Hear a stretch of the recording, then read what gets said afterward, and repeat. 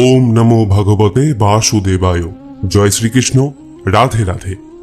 শ্রীমদ্ ভগবত গীতা এমন একমাত্র গ্রন্থ যা মানুষকে বেঁচে থাকার জন্য সঠিক দিশা দেখায়। ভগবত গীতা জীবনে ধর্ম, কর্ম এবং প্রেমের পাঠ শেখায়। ভগবত গীতার জ্ঞান মানব জীবন এবং জীবনের পরবর্তী জীবনের জন্য উপযোগী মনে করা হয়। গীতা হলো সম্পূর্ণ জীবন দর্শন, আর যে ব্যক্তি একে যথাযথভাবে অনুসরণ করতে পারে সেই ব্যক্তি সর্বশ্রেষ্ঠ হয়। ভগবত গীতায় মোট 18টি অধ্যায় এবং 700টি শ্লোক আছে, যা সবার পক্ষে প্রতিদিন পাঠ করা এবং উপলব্ধি করা সম্ভবপর হয় না। সেই জন্য আজকের অত্যন্ত গুরুত্বপূর্ণ এই ভিডিওতে আমরা ভগবত গীতার 111টি উপলব্ধি নিয়ে কথা বলবো, যেটা জানার পর আপনি শ্রীমদ্ ভগবত গীতার প্রকৃত অর্থ উপলব্ধি করতে পারবেন। তাই আপনি প্রতিদিন এই ভিডিওটি রাতে ঘুমানোর আগে বা সকালে ঘুম থেকে ওঠার পর শুনবেন। তাহলে চলুন এগোনো যাক পৃথিবীর সেই মহাজ্ঞানের ভাণ্ডারের দিকে, যা ভগবান শ্রীকৃষ্ণ স্বয়ং নিজের মুখে বলেছিলেন। শ্রীকৃষ্ণ বলেন, এই সংসার আমারই তৈরি মায়া দ্বারা আচ্ছন্ন। এই সংসার আমার দ্বারাই সৃষ্টি হয়েছে। আমি এই সংসারের পালনকর্তা, আবার আমি সবকিছুর বিনাশও করে থাকি। আমি অতীত, বর্তমান এবং ভবিষ্যতের সকল প্রাণীকে জানি, কিন্তু বাস্তবে আমাকে কেউই জানতে পারে না। ভগবান বলেন, যেমন প্রকাশের জ্যোতি অন্ধকারেও ঝলমল করে, একই রকমভাবে সত্যও ঝলমল করে। এই জন্য মনুষ্যকে সর্বদা সত্যের পথেই থাকা উচিত। মৃত্যু হলো একটি অটল সত্য, যাকে কখনোই পরিবর্তন করা সম্ভব নয়। যখন থেকে এই সংসারে নির্মাণ হয়েছে তখন থেকেই জন্ম ও মৃত্যুর চক্র ঘুরে চলেছে। যেভাবে মনুষ্য তার পুরাতন বস্ত্র পরিত্যাগ করে নতুন বস্ত্র পরিধান করে, একই রকম ভাবে আত্মাও পুরাতন জীর্ণ শরীর পরিত্যাগ করে নতুন শরীর ধারণ করে। এটাই হলো প্রকৃতির নিয়ম। এই কঠিন সত্যকে মেনে নিয়ে ভয়মুক্ত হয়ে বর্তমানেই বাঁচা উচিত। সদা সন্দেহকারী ব্যক্তি না তো এই জীবনে শান্তি পায়, না তো অন্য জীবনে। আর সেজন্যই তুমি সন্দেহের প্রবণতা থেকে দূরে থাকো। অধিক সন্দেহ করলে মনের সমস্ত শান্তি নষ্ট হয়ে যায়, আর ব্যক্তি ভ্রমের বশবর্তী হয়ে আপনজনদের সঙ্গে সব সম্পর্ক নষ্ট করে ফেলে। শরীরের সৌন্দর্য মনকে আকর্ষিত করে, কিন্তু স্বভাবের সৌন্দর্য হৃদয়কে আকর্ষণ করে। সেই জন্যই মনুষ্যের স্বভাব সর্বদা নির্মল হওয়া উচিত। কে কি করছে, কেন করছে এবং কিভাবে করছে, এসব থেকে যত দূরে থাকবে ততই তুমি সুখে থাকবে। জীবনে আমরা কতটা ঠিক এবং কতটা ভুল, এটা মাত্র দুজনই জানে।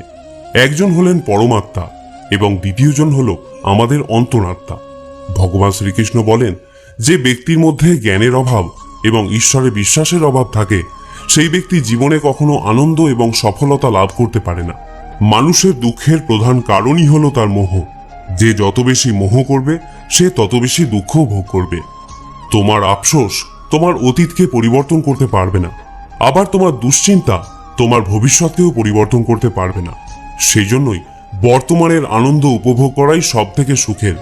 শ্রীকৃষ্ণ আরো বলেন, যে তোমার পাশে থাকে তুমিও তার পাশে সবসময় থেকো, আর যে তোমার সাথে প্রতারণা করে তাকে তুমি ত্যাগ করো। যে স্থানে তোমার কোনো সম্মান নেই সেখানে কখনোই যাওয়া উচিত নয়, কারণ এটা করলে লোক তোমাকে বোকা এবং দুর্বল ভাববে। ক্রোধোদ্ভবতি সম্মোহ, স্মৃতিভ্রংশ বুদ্ধির নাশ, বুদ্ধি নাশত্ব প্রাণস্বতী। গীতার এই শ্লোকটি বলে, যে কোনো কাজের সাফল্যের জন্য মনের প্রশান্তির প্রয়োজন হয়। ভগবান শ্রীকৃষ্ণ বলেন, রাগ বুদ্ধিকে ধ্বংস করে ব্যক্তিকে মূর্খ করে তোলে। একজন মূর্খ ব্যক্তি নিজেকে ধ্বংস করে। এমতাবস্থায় যে কোনো কাজের সফলতার জন্য ক্রোধ ত্যাগ করা অতি আবশ্যক। যদি সফল হতে চাও তাহলে ভয়কে জয় করো। অর্জুন যখন কৌরবদের বিরুদ্ধে যুদ্ধ করতে রাজি হলেন না, তখন ভগবান শ্রীকৃষ্ণ তাকে বললেন, হত বৈ প্রপয়সী স্বর্গম জিত্বা বভক্ষ সে মহিমা তস্মাৎ উত্তিষ্ঠা কৌন্তেয়া যুদ্ধয়া কৃত নিশ্চয়। হে অর্জুন, তুমি নির্ভয়ে যুদ্ধ করো। নিহত হলে স্বর্গ পাবে, আর জিতলে পৃথিবী শাসন করবে। তাই যে কোনো কাজে সফলতা পেতে হলে মন থেকে ভয়কে দূর করতে হবে। কর্মফল নিয়ে পরমেশ্বর ভগবান গীতায় বলেছেন, কর্মণ্যেবাধিকারস্তে মা ফলেষু কদাচনা। গীতার এই শ্লোকে ফলের আকাঙ্ক্ষা ব্যতীত কর্মের আদি ক্ষেত্রের ওপর জোর দেওয়া হয়েছে। আপনি যদি কোনো কাজে সাফল্য চান তবে কর্মে মনোযোগ দিন, তবেই আপনি বিভ্রান্তি ছাড়া কর্ম করতে সক্ষম হবেন। গীতায় বলা হয়েছে, ফল কামনা করে কর্ম করলে কর্মের দিকে কম আর ফলের দিকেই বেশি মনোযোগ থাকে। যতক্ষণ না তুমি নিজের কাছে হেরে যাচ্ছ, ততক্ষণ এই পৃথিবীর কেউ তোমাকে হারাতে পারবে না। দুর্বল তুমি নয়, দুর্বল তোমার সময়, আর সময় প্রত্যেকে পরিবর্তন হয়। প্রেম সর্বদা ক্ষমা চাইতে পছন্দ করে, কিন্তু অহংকার ক্ষমা চাওয়াতে পছন্দ করে। ভগবান শ্রীকৃষ্ণ বলেন, তোমার নাম নয়, কর্মই তোমার আসল পরিচয়। তার কারণ এক নামের হাজার মানুষ আছে, তাদের নাম এক হলেও কর্ম ভিন্ন হয়, আর সেটাই তাদের আসল পরিচয়। হাজারটা ভালো কথার মধ্যেও লোক তোমার খারাপ কথাটাকেই মনে রাখবে, তাই লোক কি বলছে তাতে মনোযোগ দিও না। যতটা সম্ভব নিশ্চুপ থাকাই শ্রেয়, কারণ মানুষের পাপের জন্ম তার মুখের কথা থেকেই প্রথম শুরু হয়। কারোর সাথে ছলনা করা বা ঠকানো হলো একটা ঋণের মতো, যা অন্য কারোর কাছে তোমাকে পরিশোধ করতেই হবে। আজ তুমি একজনকে ঠকাবে, আগামীকাল তার পরিণাম তুমি অন্য কারোর কাছ থেকে অবশ্যই পাবে। যদি তোমার দৃষ্টি সত্যিই ভালো হয়, তাহলেই একমাত্র তুমি নিজের দোষ এবং অন্যের গুণগুলি খুঁজে পাবে। যে সময়ের সাথে স্বভাব পরিবর্তন করে তাকে কখনোই বিশ্বাস করা উচিত নয়। জীবনে কখনো নিজেকে অন্যের সাথে তুলনা করো না। তুমি যেমনই হও সেটাই সর্বশ্রেষ্ঠ। প্রত্যেকেই তাদের জীবন বদলানোর জন্য সময় পায়, কিন্তু সময় বদলানোর জন্য দ্বিতীয় জীবন কেউই পায় না। ভগবান বলেন, যা অবশ্যম্ভাবী তা ঘটবেই, আর যা হবার নয় তা কখনোই হবে না। এরকম বিচার যার মনে থাকে তাকে দুশ্চিন্তা কখনোই পীড়া দেয় না। ভালো উদ্দেশ্য নিয়ে যে কাজ করা হয় তা কখনোই ব্যর্থ হয় না, আর তার ফলও তুমি একদিন নিশ্চয়ই পাবে। জীবনের সব থেকে বড় ভুল হলো সেটাই, যেটা থেকে আমরা কিছু শিখতে পারি না। আজ তুমি যে কাজ করছো তার ফল তুমি ভবিষ্যতে নিশ্চিত পাবে, আর আজ তুমি যা পেয়েছো তা তোমারই দ্বারা করা তোমার অতীতের কর্মের ফল। শ্রীকৃষ্ণ বলেন, যে মানুষ শ্রদ্ধা ভক্তির সঙ্গে আমার উপাসনা করে, আমি তাকে সেই সব কিছু দিয়ে থাকি যা তার কাছে নেই, আর তার কাছে যা থাকে আমি তা রক্ষাও করি। কাকে কি আর কতটা বলতে হবে যদি তুমি শিখে নাও, তাহলে তোমার জীবন সার্থক হয়ে যাবে। যদি জীবনে কখনো সুযোগ পাও, তাহলে স্বার্থ ত্যাগ করে সাহায্য করে দিও, কিন্তু কখনোই স্বার্থপর হয়ে এড়িয়ে যেও না। ধর্ম দ্বারা পরিপূর্ণ হৃদয় সর্বদা ধর্মের পরামর্শ দেয়, আর অধর্ম দ্বারা পরিপূর্ণ হৃদয় সর্বদা অধর্মের পরামর্শ দেয়। বিষয় চিন্তা করতে করতে মানুষের তাতে আসক্তি জন্মায়। আসক্তি থেকে কামনা, কামনা থেকে ক্রোধ, ক্রোধ থেকে মোহ, মোহ থেকে স্মৃতিভ্রংশ, স্মৃতিভ্রংশ থেকে বুদ্ধিনাশ, আর বুদ্ধিনাশ হলেই বিনাশ ঘটে। কিন্তু যার ইন্দ্রিয় প্রসন্ন চিত্ত এবং বুদ্ধি ঈশ্বরে স্থিত, তিনি অমৃত লাভ করেন। আর যিনি অযুক্ত, যার চিত্ত ঈশ্বরে সমাহিত নয়, তার আত্মা বিষয়ক বুদ্ধিও হয় না। যার আত্মা বিষয়ক বুদ্ধি চিন্তা নেই, তার শান্তিও নেই। আর যার শান্তি নেই, তার সুখ কোথায়? আমাদের মন সকল ইন্দ্রিয়কে পরিচালনা করে। যখন ইন্দ্রিয় সকল মনের অধীন এবং প্রজ্ঞাবান, যার ইন্দ্রিয় সকল বিষয় থেকে নিবৃত হয়েছে, তার প্রজ্ঞা প্রতিষ্ঠিত হয়েছে বলে জানবে। যেমন নদীর জল সমুদ্রে প্রবেশ করে বিলীন হয়ে যায়, তেমনি আত্মাবান ব্যক্তিতে বিষয় সকল প্রবেশ করলেও তাতে চিত্ত বিক্ষিপ্ত না হয়ে স্থির থাকে। এইরূপ স্থির আত্মাবান ব্যক্তি শান্তি লাভ করে। কিন্তু যিনি ভোগ কামনা করেন তিনি শান্তি পান না। যে ব্যক্তি সমস্ত কামনা ত্যাগ করে নিষ্প্রিয় হয়ে বিচরণ করেন, যিনি মমতা শূন্য এবং অহংকার শূন্য, তিনিই শান্তি প্রাপ্ত হন। হে পার্থ, এই স্থিতিপ্রজ্ঞ অবস্থাই হল ব্রাহ্মী স্থিতি। এই অবস্থা প্রাপ্ত হলেই জীবের আর মোহ থাকে না। মৃত্যুকালেও এই অবস্থা বিদ্যমান থাকায় তিনি ব্রহ্মে লীন হন, অর্থাৎ তিনি মোক্ষ লাভ করেন। তৃতীয় অধ্যায়ে অর্জুনের প্রশ্নের উত্তরে শ্রী ভগবান কর্মযোগের অবতারণা করেছেন। এখানেও নিষ্কাম কর্মের উপায়রূপে প্রথমে আত্মাতে সন্তুষ্ট, আত্মারাম জ্ঞানীর ভাবানুযায়ী ফলাশক্তি বর্জন করে কর্ম করার উপদেশ দিলেন। তারপর অহংকার বর্জিত নির্লিপ্ত বুদ্ধিতে কর্ম করার উপদেশ দিলেন। তিনি বলছেন, ময়ি সর্বাণি কর্মাণি সংন্য সাধ্যাত্ম চেতসা, অর্থাৎ বিবেক বুদ্ধি দ্বারা আমাদের সমস্ত কর্ম সমর্পণ করো। এখানেও শ্রী ভগবান কর্মযোগের সহজ পন্থা স্পষ্ট করে নির্দেশ করে দিচ্ছেন। ঈশ্বরের সমস্ত কর্ম সমর্পণ করতে হবে আমাদের, তাহলে সেই কর্মের ফল আর আমাদের উপর বর্তাবে না। ঈশ্বর তার অনন্ত কৃপাগুণে আমাদের সমস্ত কর্মভোগ কাটিয়ে মোক্ষের অধিকারী করে দেবেন। এরপর চতুর্থ অধ্যায়ে ভগবান তার করুণার পরাকাষ্ঠা প্রকাশ করে প্রতিজ্ঞা করছেন, যে যথা মাং প্রপদ্যন্তে তাঙ্গস তথৈব ভজামহম, অর্থাৎ যে যেখানে যেভাবে যে অবস্থায় আমার শরণ নেয়, তাকে সেইখানে সেইভাবে সেই অবস্থায় আমি অনুগ্রহ করে থাকি। যে বিষয় কামনা করে তাকে আমি কাম্য বস্তু প্রদান করে থাকি। যে মোক্ষ কামনা করে তাকে আমি মোক্ষ ফল প্রদান করি। যে ভক্তি প্রার্থনা করে তাকে আমি ভক্তি প্রদান করি। যারা প্রকৃত জ্ঞানী ব্যক্তি তারা না তো মৃত ব্যক্তির জন্য শোক করেন, না তো তাদের জন্য শোক করেন যারা জীবিত আছেন, কারণ তিনি জানেন যে মারা গেছে সে আবার জন্ম নেবে, আর যে জীবিত আছে সেও একদিন নিশ্চয়ই মারা যাবে। ভগবান শ্রীকৃষ্ণ বলেন, মনের শান্তির থেকে বড় সম্পদ এই পৃথিবীতে আর কোনো কিছুই নেই। যে ব্যক্তি নিজের মনকে শান্ত রাখতে শিখে গেছে তার থেকে বড় ধনী এই সংসারে আর কোথাও নেই। সময় কখনো মানুষের তৈরি পথে চলে না, মানুষকেই সময়ের তৈরি পথে চলতে হয়। একেই তো নিয়তি বলে। জীবন তখন কঠিন মনে হয় যখন আমরা নিজেকে পরিবর্তন করার পরিবর্তে পরিস্থিতিকে পরিবর্তন করার চেষ্টা করি। কর্মই হলো সব থেকে বড় ধর্ম। ভগবান শ্রীকৃষ্ণ গীতায় অর্জুনকে উপদেশ দিতে গিয়ে বলেছেন, মনুষ্য কর্ম করার জন্যই পৃথিবীতে জন্ম নেয়, আর কর্ম না করে কেউ ক্ষণকালও থাকতে পারে না। পরিণামের কথা চিন্তা না করে মানুষকে নিজের কর্তব্য পালন করে যাওয়া উচিত। ক্রোধ মানুষকে নরকে টেনে নিয়ে যায়। ক্রোধ করার জন্য মানুষের মন অশান্ত হয়ে পড়ে, আবেগের বশবর্তী হয়ে তখন সে নিজেরই ক্ষতি করে। ভগবান শ্রীকৃষ্ণ বলেন, মনুষ্যকে ক্রোধ এড়িয়ে চলতে হবে। যতই রাগ হোক না কেন নিজেকে নিয়ন্ত্রণ করার প্রচেষ্টা করতে হবে। এই সংসারে আজ যা তোমার আছে গতকাল তা অন্য কারো ছিল, আগামীকাল তা অন্য কারো হয়ে যাবে। তুমি এই পৃথিবীতে খালি হাতেই এসেছো, আর তোমাকে খালি হাতেই এখান থেকে ফিরে যেতে হবে। মনের ওপর নিয়ন্ত্রণ রাখা অত্যন্ত জরুরি। মানুষের মন বায়ুর মতো চঞ্চল হয়ে থাকে। এই মনের জন্যই মানুষ কাম বাসনার প্রতি আকৃষ্ট হয়ে নিজের লক্ষ্য থেকে ভ্রষ্ট হয়ে যায়। যদি জীবনের সফলতা পেতে হয় তাহলে মনের ওপর নিয়ন্ত্রণ পাওয়া খুবই জরুরি। মনকে নিজের বশে করতে পারলে মস্তিষ্কে শক্তি কেন্দ্রীভূত হয় এবং তার জন্য কাজে সফলতা পাওয়ার সম্ভাবনা বৃদ্ধি পায়। গীতা আমাদের শেখায়, যে ব্যক্তি নিজের মনের ওপর নিয়ন্ত্রণ লাভ করেছে তার মনে অপ্রয়োজনীয় চিন্তাভাবনা এবং কামনা বাসনা প্রবেশ করতে পারে না। সে অকারণ ইচ্ছা থেকেও নিজেকে দূরে রাখতে পারে, আর তার সাথে ব্যক্তি নিজের লক্ষ্যকেও খুব সহজেই জয় করে নিতে পারে। যে কখনো জীবনের সংকটে পড়েনি সে কখনো নিজের শক্তির সম্পর্কে জানতে পারে না। যে অন্যের দুঃখকে অনুভব করতে পারে, যার মনে দয়া আছে, যারা মন থেকে শুদ্ধ, সে এই পৃথিবীর জন্ম মৃত্যু চক্র থেকে মুক্ত হয়ে যায়। ভগবত গীতার একটি বড় শিক্ষা হলো এই, যে কাউকে কিছু দিয়ে কখনো অহংকার করা উচিত নয়। কে বলতে পারে তুমি তাকে সেটা দিচ্ছ নাকি পূর্বজন্মের ঋণ পরিশোধ করছো? যেসব ব্যক্তিরা অহংকারী হয় তাদের বংশ, বৈভব এবং প্রতিষ্ঠা তিনটেই চলে যায়।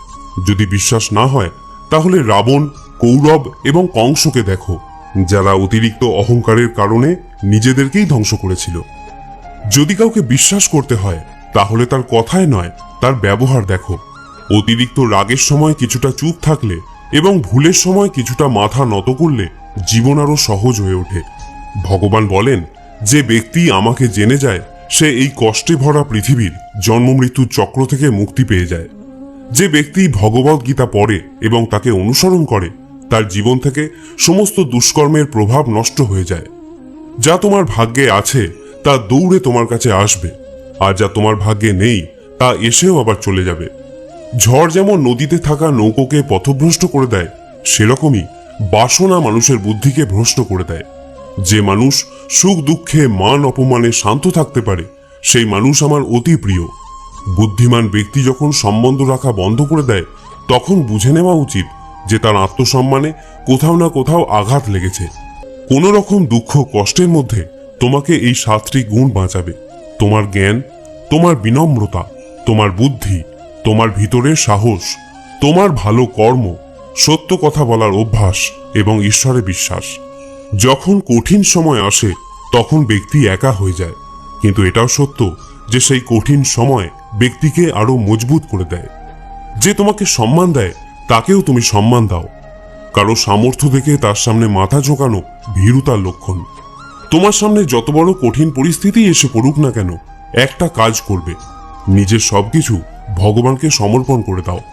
ভগবানের উপর বিশ্বাস সেই ছোট্ট শিশুর মতো করো যাকে হাওয়াতে ছুঁড়ে দিলেও সে হাসতে থাকে। সে ভয় পায় না, কারণ সে জানে যে তুমি তাকে নিচে ফেলে দেবে না। ভগবান শ্রীকৃষ্ণ বলেন, তুমি মন ছোট করো না। যদি আপনজন তোমার থেকে মুখ ফিরিয়েও নেয়, আমি তোমার সাথে সবসময় থাকব।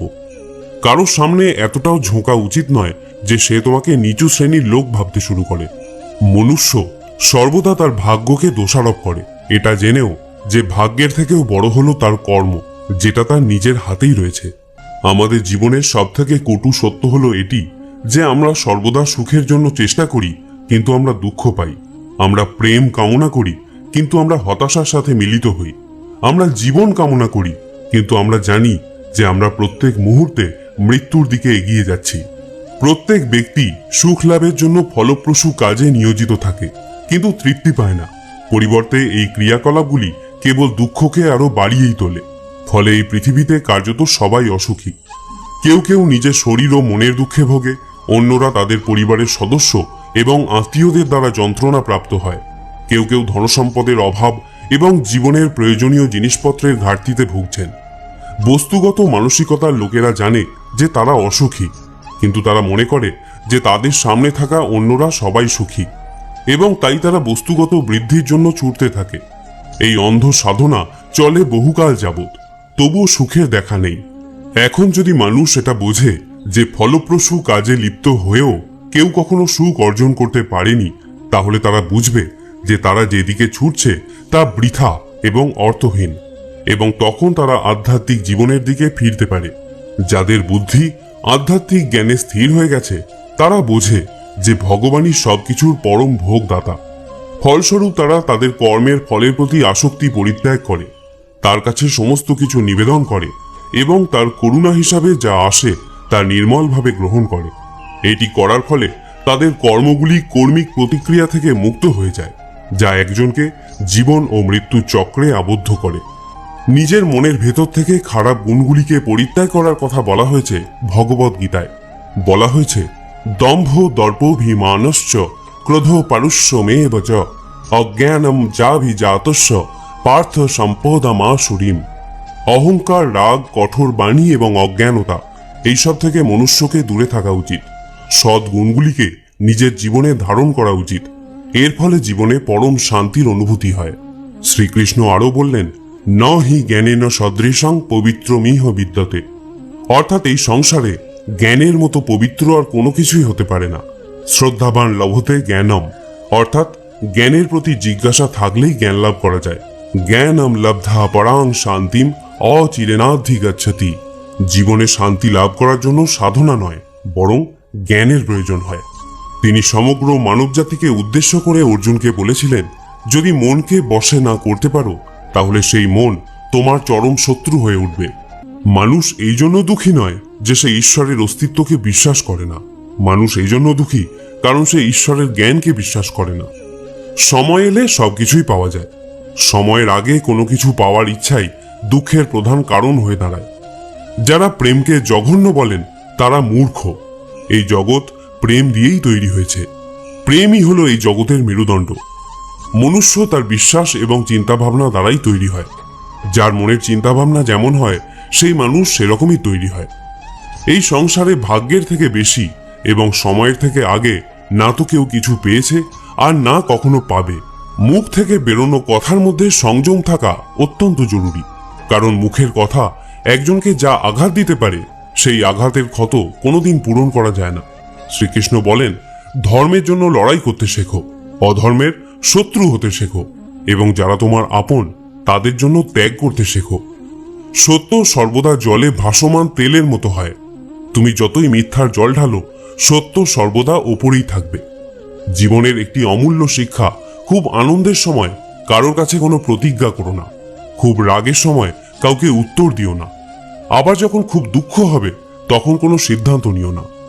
যদি কোনো মনুষ্য সমগ্র জগৎকে জেনে যায়, সমগ্র সংসারকে জেনে যায়, কিন্তু সে নিজেকে না জানতে পারে, তাহলেও সেই মানুষ নির্বোধ থেকে যায়। যদি কেউ তোমাকে প্রত্যাখ্যান করে তাহলে দুঃখ করো না, কারণ বাস্তবে সে তোমার মূল্য বোঝেনি। যে সম্পর্ক তোমাকে কাঁদিয়ে দেয়, সেই সম্পর্কের থেকে গভীর সম্পর্ক আর কোনো কিছুই হয় না। আর যে সম্পর্ক তোমাকে কাঁদার জন্য ছেড়ে দেয়, তার থেকে দুর্বল আর কোনো সম্পর্ক হয় না। সর্বদা শান্ত থাকতে শেখো, তাহলেই তুমি নিজেকে মজবুত অনুভব করবে। উত্তপ্ত লোহাকে গরম অবস্থায় যে কোনো রূপে পরিবর্তন করা যায়, কিন্তু ঠান্ডা হয়ে গেলে সেই লোহাই অনেক বেশি মজবুত হয়ে যায়। একজন জ্ঞানী ব্যক্তি হলো সেই যে অন্যকে দেখে এবং তার থেকে শিক্ষা লাভ করে, কিন্তু তাকে কখনো ঈর্ষা করে না। এই পৃথিবীতে কেউ কারোর আপন হয় না। মৃতদেহকে শ্মশানে নিয়ে যাওয়ার পর আপনজনরাই জিজ্ঞাসা করে আর কতক্ষণ সময় লাগবে। জীবনে দুঃখ পাওয়াও জরুরি, না হলে সুখের গুরুত্ব অনুভব করা যায় না। এই পৃথিবীতে একমাত্র মাতা এবং পিতাই হলেন দুজন ব্যক্তি যারা সর্বদা চান যেন তার সন্তান তাদের থেকে উন্নতি করে। সময়, বন্ধু এবং সম্পর্ক হলো এই তিন জিনিস যা আমরা বিনামূল্যে পাই, কিন্তু এদের মূল্য আমরা তখন বুঝতে পারি যখন কোনো একটি আমাদের জীবন থেকে হারিয়ে যায়। জীবনে কিছু দুঃখ আমাদের এমনও থাকে যা আমাদের বাঁচতে দেয় না, আবার জীবনে কিছু কর্তব্যও এমন থাকে যা আমাদের মরতে দেয় না। তুমি যত ইচ্ছা ভালো কাজ করে নাও, তোমার প্রশংসা একমাত্র শ্মশানেই হবে। যদি তুমি কোনো ব্যক্তিকে একবার ক্ষমা করে দাও তাহলে তুমি জ্ঞানী, যদি দ্বিতীয়বার ক্ষমা করে দাও তাহলে তুমি নরম মনের মানুষ, কিন্তু যদি তুমি সেই ব্যক্তিকে তৃতীয়বারও ক্ষমা করে দাও তাহলে তুমি এই দুনিয়ার সব থেকে বড় মূর্খ। এই জীবনের সব থেকে দামি জিনিস হলো তোমার বর্তমান। যদি এটা একবার হারিয়ে যায়, পুরো দুনিয়ার সম্পত্তি দিয়েও এটাকে তুমি আর ফিরিয়ে আনতে পারবে না। ঈশ্বরের কাছে কোনো কিছু চাওয়ার পর যদি না পাও তাহলে ঈশ্বরের উপর রাগ করো না, কারণ ঈশ্বর তোমাকে সেটা দেয় না যেটা তোমার ভালো লাগে। ঈশ্বর তোমাকে সেটা দেয় যেটা তোমার জন্য ভালো। জীবনে এমন একজন থাকাও খুব জরুরি যাকে কিছু বলার জন্য ভাষার প্রয়োজন হয় না, হয়তো তাকেই পরমাত্মা বলা হয়। শ্রীকৃষ্ণ বলেছিলেন, মৃত্যুর সময় কোনো ব্যক্তি যদি আমার নাম করতে করতে দেহত্যাগ করে তাহলে সে আমার পরম ধাম প্রাপ্ত হয়। ভগবান শ্রীকৃষ্ণ অর্জুনকে বললেন, হে ভারত, প্রকৃতি আমার গর্ভাধান স্থান। আমি প্রকৃতিতে গর্ভাধান করি আর তা থেকেই সর্বভূতের উৎপত্তি হয়। মানুষ, দেবতা ও অন্যান্য জনিতে যে সকল শরীর উৎপন্ন হয় আমি তাদের পিতা এবং প্রকৃতি হলেন তাদের মাতা। হে মহাবাহ, সত্য, রজ এবং তম এই তিন গুণ দেহ মধ্যে আত্মাকে আবদ্ধ করে রাখে। এর মধ্যে সত্যগুণ হল নির্মল ও নির্দোষ। এই সত্যগুণ আত্মাকে সুখ ও জ্ঞানের সঙ্গ দিয়ে আবদ্ধ করে রাখে। রজগুণ আত্মাকে রাগ, তৃষ্ণা, আসক্তি প্রভৃতি কর্মাশক্তি দ্বারা আবদ্ধ রাখে, আর তমগুণ হল জীবের ভ্রান্তি ও অজ্ঞানতার কারণ। এই তমগুণ আমোদ, প্রমোদ, আলস্য, নিদ্রা দ্বারা আত্মাকে আবদ্ধ রাখে। যখনই সকল ইন্দ্রিয় দ্বারে জ্ঞানের প্রকাশ হয় বা নির্মল জ্ঞান উৎপন্ন হয় তখন বুঝবে সত্যগুণ বৃদ্ধি পেয়েছে। যখন লোভ লালসা প্রকাশিত হয় তখন বুঝবে রজগুণ বৃদ্ধি পেয়েছে। আর যখন মোহ ঘিরে আসে, বুদ্ধি বিপর্যয় ঘটে এবং কর্তব্যে অনীহা আসে তখন বুঝবে তমগুণ প্রাধান্য পেয়েছে। সত্যগুণ প্রাপ্ত অবস্থায় যদি জীব দেহত্যাগ করে তবে সে স্বর্গলোক প্রাপ্ত হয়। যদি রজগুণ থাকা অবস্থায় দেহত্যাগ করে তবে পরজন্মে কর্মী হয়ে মনুষ্য যোনিতে জন্মগ্রহণ করে। আর যদি তমগুণ অবস্থায় দেহত্যাগ করে তবে বোকা, পাগল অথবা অবিবেকী হয়ে এই জাতীয় বিভিন্ন যোনিতে জন্মগ্রহণ করে। হে অর্জুন, আমি অব্যক্ত রূপে সমস্ত জগৎ ব্যাপিয়ে আছি। সমস্ত জীব সকল আমাতেই অবস্থিত, কিন্তু আমি তাহাতে নই। যেমন আয়নাতে তুমি নিজের প্রতিবিম্ব দেখতে পাও, অর্থাৎ তুমি আয়নার মধ্যেই আছো, কিন্তু আয়না তোমার মধ্যে নেই। হে কৌন্তেয়, কল্পের শেষে সমস্ত জীব আমাতেই বিলীন হয়, আবার কল্পারম্ভে পুনরায় তারা আমার থেকেই নির্গত হয়। আমি নিজ প্রকৃতিকে নিজের বশে রেখে নিজ নিজ কর্ম নিমিত্তে স্বভাব অনুযায়ী জীবগণকে বারবার সৃষ্টি করে থাকি। আমার অধিষ্ঠানের জন্যই এই জগৎ প্রসব হয়, এই জন্যই জগৎ বারবার উৎপন্ন হয়। হে কৌন্তেয়, যারা অন্য দেবতায় ভক্তিযুক্ত হয়ে পূজা করে তারাও আমাকেই পূজা করে, কিন্তু তারা শাস্ত্রবিধি অমান্য করে। আমি সর্বযজ্ঞের ফলদাতা ও ভোক্তা এই তত্ত্ব জানে না বলেই তারা পুনরায় সংসারে পতিত হয়। যারা দেবগণের পূজা করেন তারা দেবলোক, যারা পিতৃগণের পূজা করেন তারা পিতৃলোক, যারা যক্ষ রক্ষাদিগের পূজা করেন তারা ভূতলোক প্রাপ্ত হন, কিন্তু যারা আমার ভজনা করেন তারা আমাকেই প্রাপ্ত হন। যিনি আমাকে পত্র, পুষ্প, ফল, জল ইত্যাদি ভক্তিপূর্বক দান করেন আমি সেই ভক্তের উপহার গ্রহণ করে থাকি। ভগবান শ্রীকৃষ্ণ দেহের সঙ্গে আত্মার সম্পর্ককে খুব সুন্দরভাবে ভগবদ গীতায় তুলে ধরেছেন। জীবের মূল সত্তা কি, দেহের সাথেই বা আত্মার সম্পর্ক কি, আত্মার স্বরূপ কি, এই সকল জটিল বিষয়বস্তু খুব সূক্ষ্মভাবে ভগবান শ্রীকৃষ্ণ গীতায় তুলে ধরেছেন আমাদের মূল সত্তাকে অবগত করার মানসে। প্রথমেই আত্মার স্বরূপ সম্পর্কে ভগবান ধারণা দিচ্ছেন, অন্তবন্তু ইমে দেহা নিত্য শোক্তা শরীরিন অনাসীন প্রমেয়স্য তস্মাৎ যুদ্ধস্য ভারত। আত্মা যে দেহকে আশ্রয় করে অবস্থান করেন সেই দেহ নশ্বর বলে কথিত হয়েছে, কিন্তু আত্মা হলো অবিনশ্বর। তাহলে এখন এই প্রশ্নের উত্তর খুঁজতে হবে যে আমি আসলে কে। দেহটা যদি নশ্বরই হয় তাহলে তো তার ধ্বংস অনিবার্য। তাহলে আমি ধ্বংস হয়ে গেলে কর্মফলের ভোগটা কার? এই প্রশ্নের উত্তরটা কিন্তু ভগবানের এই শ্লোকে স্পষ্টভাবেই প্রতীয়মান হয়। দেহটা যেহেতু নশ্বর তাই এই দেহটা আমি নই। যেহেতু আত্মা অবিনশ্বর ও নিত্য তাই আত্মাটাই হচ্ছে আমি। আমার মূল সত্তা হলো আমি এক আত্মা যে একটি দেহকে আশ্রয় করে আছি। দেহটা আত্মার একটি আবরণ মাত্র, যেটা ভগবান আরো স্পষ্ট করে বলেছেন, বাসাংশী জীর্ণানি যথা বিহায় নবানি গৃহ্ণাতি নরপরাণি তথা শরীরানি বিহায় জীর্ণান্ন ন্যান্নি সংজাতি নবানি দেহি। যেরকম মনুষ্য তার পুরাতন বস্ত্রগুলি ত্যাগ করে নতুন বস্ত্র ধারণ করে, সেইরূপ জীবাত্মাও পুরাতন শরীর ত্যাগ করে নতুন দেহ ধারণ করে। বর্তমানে আমি এই দেহকে আশ্রয় করে আছি, আবার কোনো এক সময় পুরাতন বস্ত্রের মতোই এই দেহকে পরিত্যাগ করে কর্মফল অনুযায়ী নতুন একটি দেহ আমি ধারণ করব। এটাই হলো প্রকৃতির বিধান। এখানে কিন্তু ভগবান আমাদের জীবাত্মা বলে সম্বোধন করেছেন। এর মানে হলো আমি হলাম আত্মা, তবে জীবাত্মা। আর পরমেশ্বর ভগবান যেহেতু সর্বভূতে অবস্থান করেন তাই তিনি হলেন পরমাত্মা। যেহেতু আমার জন্ম হয়েছে তাই আমার মৃত্যু অবশ্যম্ভাবী। কিন্তু জন্ম ও মৃত্যু কোনো সৃষ্টি বা বিনাশ নয়। গীতার ভাষায় এটা দেহ পরিবর্তন করার একটা নিয়ম মাত্র। জাতস্য হি ধ্রুব মৃত্যু ধ্রুবম জন্ম মৃতস্য চ তস্মাৎ পরিহার্য অর্থে নতম সচিতুম অর্হসি। যার জন্ম হয়েছে তার মৃত্যু নিশ্চিত, আবার যার মৃত্যু হয়েছে তার জন্ম হওয়াও নিশ্চিত। সুতরাং যা অবশ্যম্ভাবী তার জন্য আমাদের শোক করা উচিত নয়। এটি হলো ভগবদ গীতার সব থেকে বড় উপলব্ধি। যারা এই শরীরকে সর্বস্ব বলে মনে করেন তারাই কেবল দুঃখ ভোগ করেন, কিন্তু যারা জানেন এই শরীরটা আমি নই, আমি জীবাত্মা, আমার বিনাশ নেই, তারা কখনো কোনো কষ্টে ব্যথিত হন না বা অধিক আনন্দে প্রভাবিতও হন না। শ্রোতা বন্ধুরা, আমি আশা করব ভগবত ভক্তির এই কথাগুলি আপনার ভালো লেগে থাকবে। সনাতন ধর্মকে আরো বেশি বেশি করে প্রচারের নিমিত্ত গীতার এই সার কথা আপনার আপনজনদের সাথেও শেয়ার করুন, যাতে তারাও পরমাত্মার স্নেহ ছায়ায় অপার শান্তি লাভ করতে পারে এবং আপনারও তাতে মঙ্গল হয়। আপনাকে অনুরোধ করব ভিডিওটিতে একটি লাইক অবশ্যই করবেন। আজ এখানেই আলোচনা শেষ করছি। সকলে ভালো থাকুন, সুস্থ থাকুন এবং গীতা প্রচার করতে থাকুন। জয় শ্রীকৃষ্ণ।